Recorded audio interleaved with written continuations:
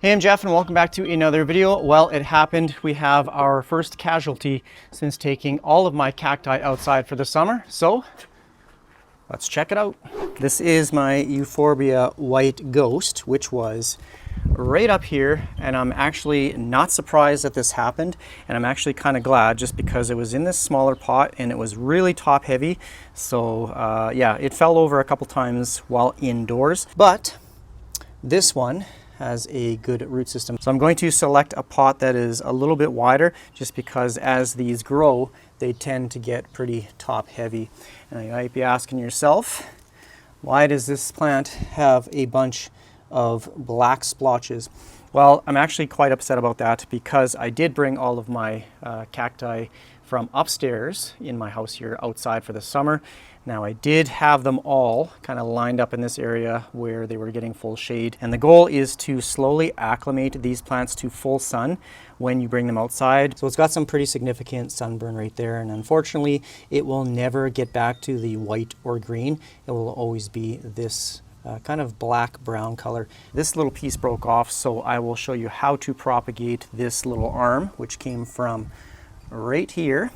And this actually happened a couple days ago, so it's already calloused over. So here is the busted up pot, like that. And this is the one that I'm going to choose. It is much heavier and it is quite a bit wider, as you can see. So this is a perfect one for top heavy plants. So I'll explain the entire procedure and what you should do after you put it in the pot. And there's Pickles just keeping an eye on me, hey? Okay. Now our other dog, Taffy, she has a cone on right now. Just heard a big bang at the door, so she wants to come out. But I'm just going to quickly talk about my jade plants here. So these have been fully acclimated to direct sunlight for the last number of weeks. Now some of the questions and comments I get about bringing plants outside is sometimes people are worried that they're going to get pests. Well, as you can see, there is some, well, maybe not. You can see there's some spider webs, there's some bugs in there. Yeah, there's just a regular spider in there. It's not spider mites or anything like that. But so far, like, all of this growth has just exploded, got beautifully sun-stressed leaves. So yeah, I just wanted to check and see if these need to be watered. We had a very good rainfall. We've actually had quite a bit of rain this year. And one of the things that I do is after it rains, and if there's rain like the next day or, you know, for a few days, then I will take them from, I kind of have them in this area right now, but I will take them from there and then I will place them in my shed until the sun comes out again. And yeah, I'm not really worried about overwatering just because they're in this really chunky, gritty mixture. But if you have days on end of just rain and no sunshine, then you run that risk of getting rotten roots or a rotten stem. So yeah, that's kind of what I've done with them so far on rainy days. But it has now been probably about 5 days since we've had rain. So I'm just going to do my little taco test. If you can fold or bend a jade leaf, then it needs to be watered. Same with this one up here. It's a little bit squishy. It just doesn't feel firm or plump.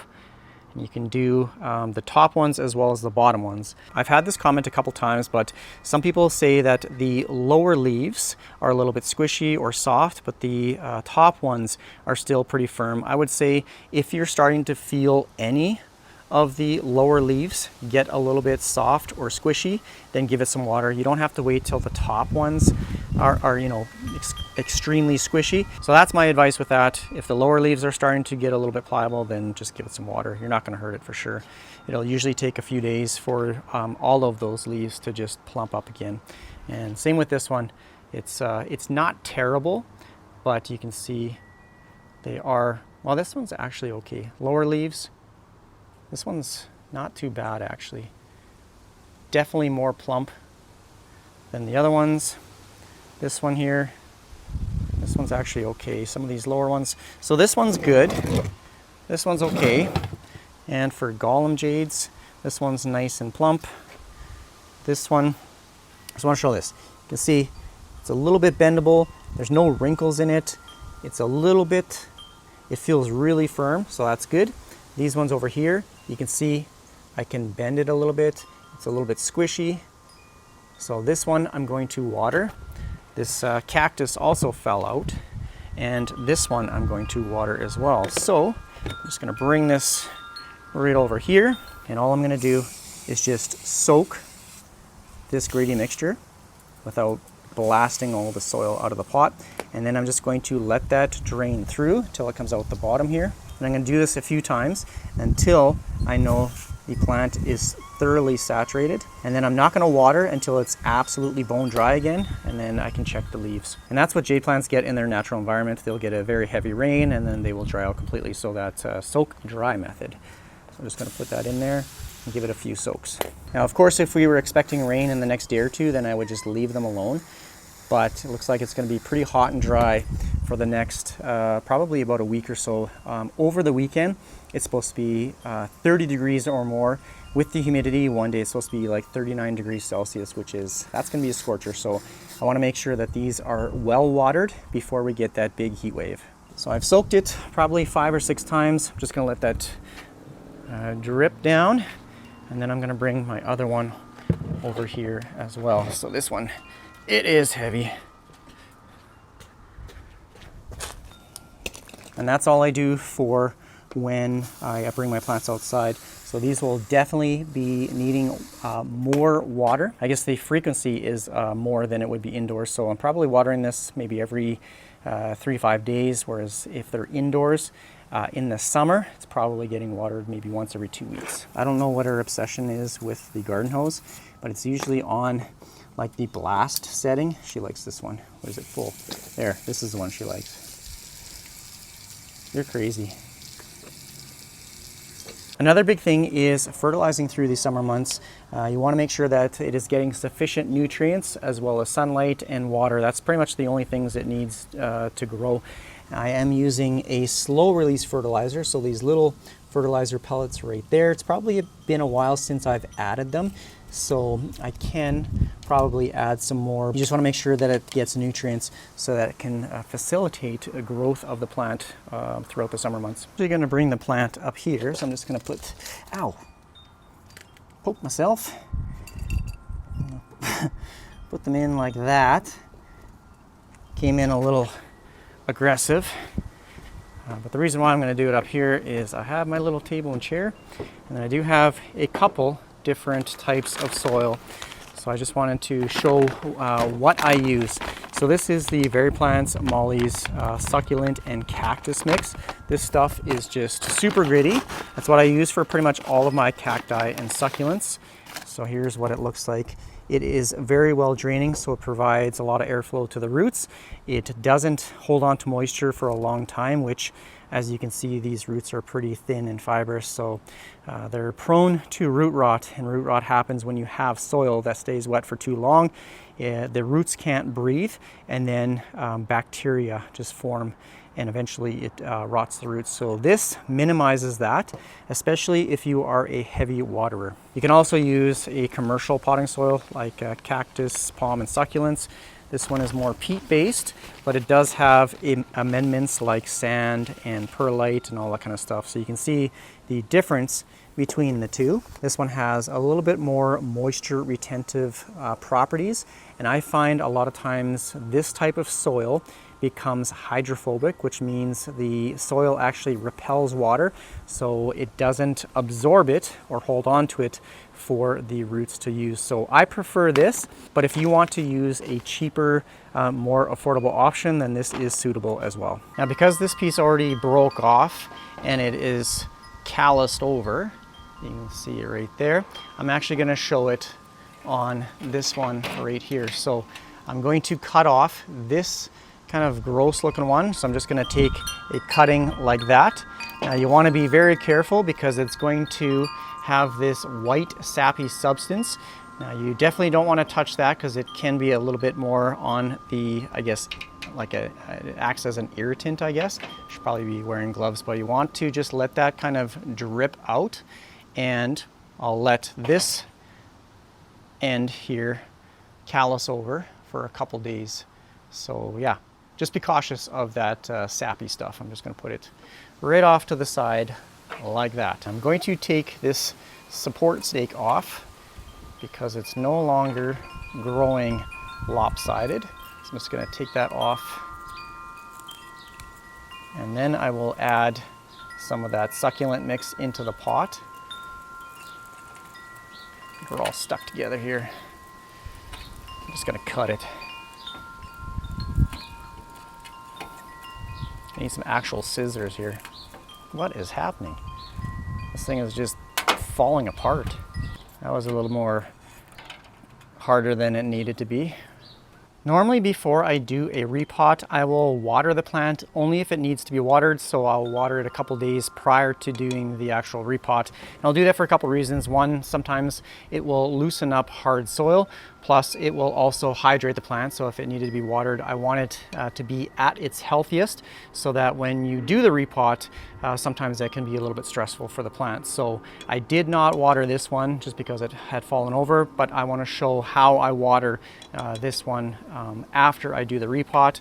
Now, when you have a propagated cutting like this right here, like I said, I'm going to be placing it in the same pot. But what I like to do is let it callus over and then place it in its own individual pot.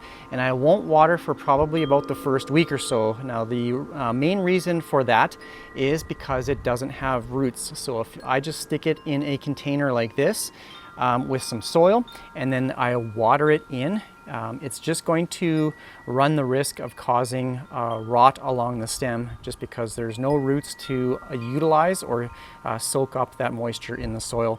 So you don't have to water for about maybe 7 to 10 days if you're potting it up individually. Now, like I said, I'm going to be placing it back in this pot, and what I might do is take this one out. I will add a little bit of soil to the bottom, create a little bit of a base layer. I probably should have put a little rock in there. I'm just going to put all this back. I'm going to go find a little stone just to cover the drain hole so this little pebbles don't just fall right out the bottom like it did. I'm actually going to use a little piece of the other terracotta pot that broke.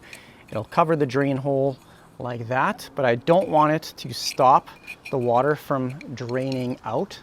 So I'm going to place it, it's got like a little bit of a moon shape, so I'm going to place it right there. Then I'll put the succulent mixture right on top like that.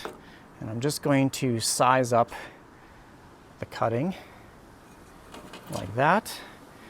I'm going to place it right there, and then I'm just going to add in some of the mixture on the side here.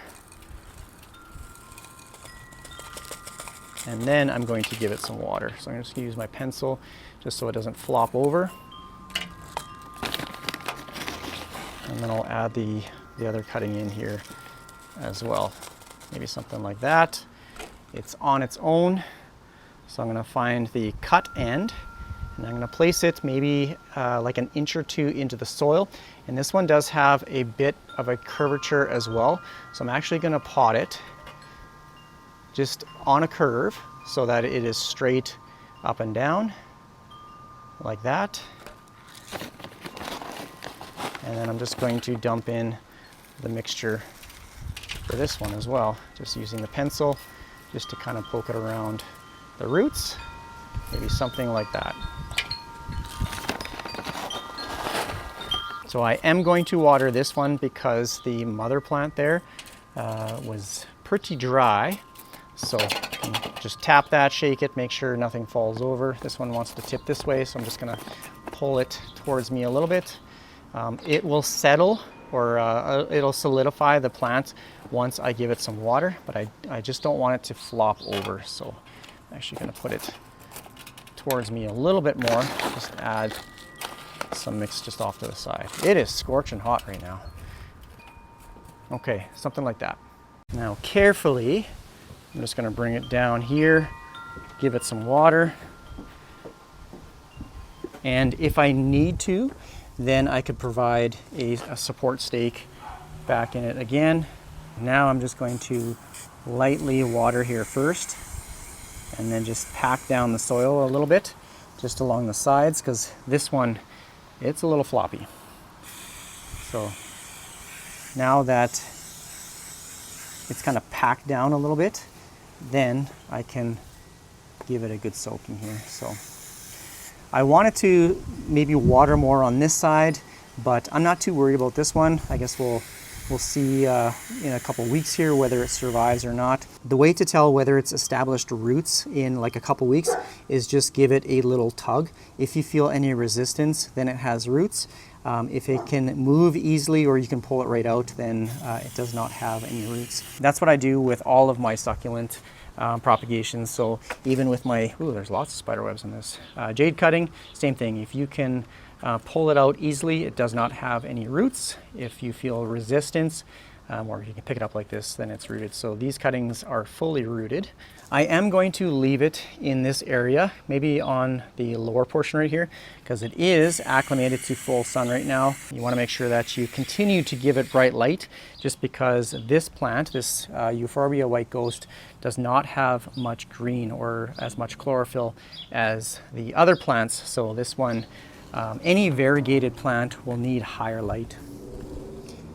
So there, I'm pretty confident with that one. I might have to add a support stake in again at some point, but we'll see how it does with this. And once it starts to expand its root system, it's going to anchor itself a little bit better as well. So I'm going to put it on the lower portion right here. For now, it's not going to go back up here because I don't want it to fall over, but that's how you repot and propagate a euphorbia.